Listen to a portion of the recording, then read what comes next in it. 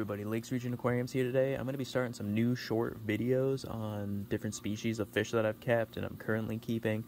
I think it's the best way to really learn about fish is to own them yourself and do your, just do your research by looking at the fish that you're currently keeping. Obviously do a little bit of research before you go out and buy the fish, set up the tank right and everything, But I think it's the coolest way to learn is to just learn for yourself and see it for yourself.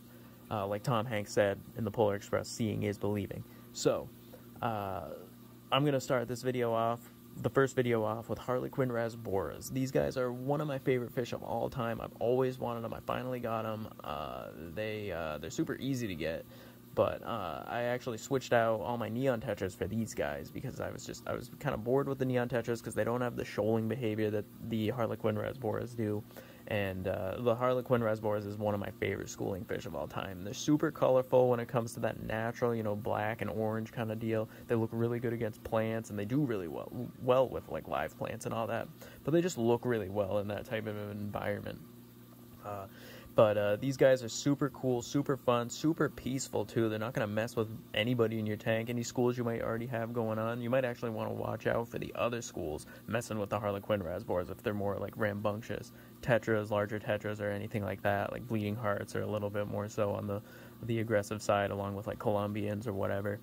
Just be careful of fish like that with these guys. But other than that, these guys are going to be super peaceful. I did see one large one at the Mon Pa shop I work at. He was like 2 inches. He was super colored up. He was beautiful, but he was chasing some of the smaller Harlequins around. But that's to be expected with the Harlequins or any fish really when it comes to a larger fish with smaller fish. You've all seen it.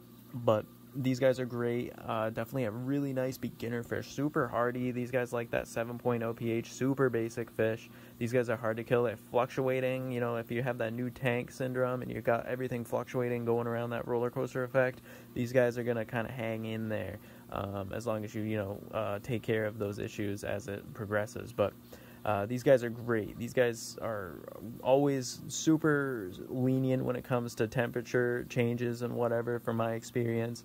But definitely keep them around that tropical temperature, like 76 to 80, around that range, 78, 80, whatever you guys are really rolling with. But I've had them luck out in 76.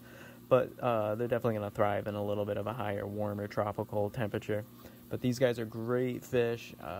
They like that high protein, bloodworms every now and again, like once a week bloodworm feeding. They're going to really pop in that red color that they can get. So you guys will love these fish. I promise you guys will like that little bit of action in there with a new school. If you try out Harlequin Rasboras, if you're starting up a new tank, they're great to start with. So they get along with, if you're doing angelfish too, they're not going to mess with anybody. Just watch out for, obviously, like I said, watch out for fish going after them. Thank you so much for watching this video. I hope this helps you out. Have a good rest of your day.